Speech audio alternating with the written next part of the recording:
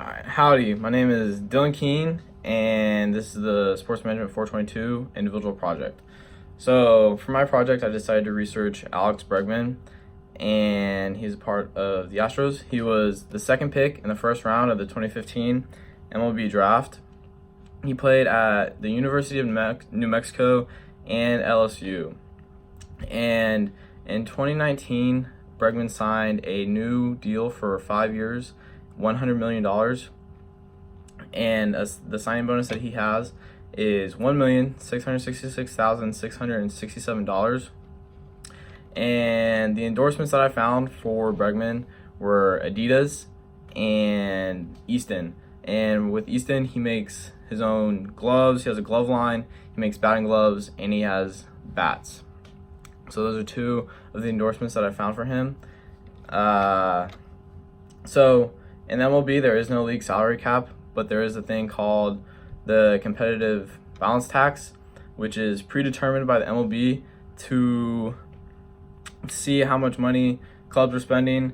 And if you go over this competitive balance tax, you have to pay extra tax on the amount of money that you go over, which the Astros do exceed the competitive balance tax of $208 million. Their total payroll in 2020 is $210,999,033. And of that total payroll, Bregman makes up 6%. He only makes up 6% of that total payroll, which is great for the production that he has. So I went through each of his seasons and decided that he was definitely worth his 5 year, $100 million salary. So in 2016, he played 49 games with the Astros, and then 2017, he finally had his first full season, and he was a very solid third baseman for the league. And he had that unforgettable hit in Game 5 of the 2017 World Series against the Dodgers that put the Astros up in the series 3-2. And I mean, Game 5 was one of the greatest World Series games I've ever watched. It was probably the greatest one I've ever seen, for sure. And he had the game-winning hit in that one. And then in 2018, he had a super solid season.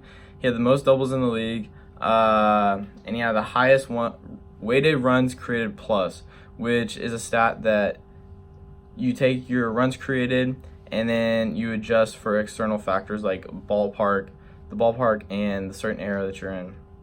So in 2018, he was also an All-Star. His first All-Star appearance, and yeah, in 2018 he was super good.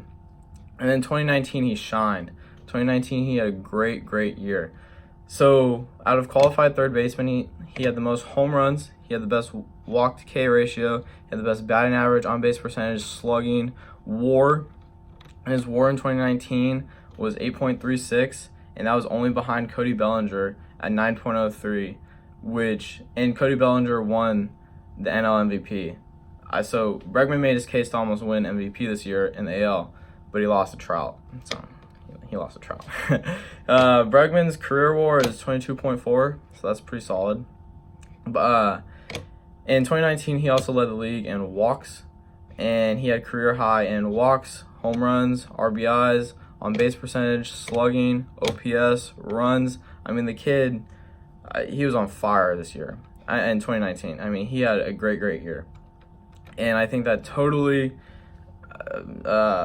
proves that he is deserving of $100 million over the 5 years. And he is competing with guys with big names like Nolan Arenado, Manny Machado, Anthony Rendon, and these guys are making upwards of $30 million a year, while Bregman's only making an adjusted salary of $20 million. So I mean, we're almost getting a steal with Bregman here with the Astros.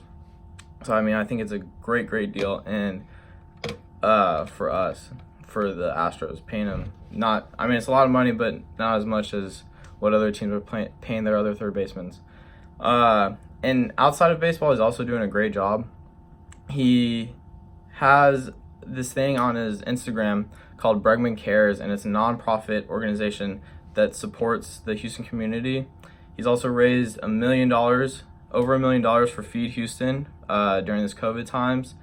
And he also has a YouTube channel with a podcast, and he does this thing now where kids can send in their swings if they're 17 and under to alexbregman.com, and he'll break down their swing on the YouTube channel with random kids, and it's just a great way to reach out to the younger audience and to everyone on YouTube. So I think 5 years, $100 million was definitely worth it to pay Alex Bregman.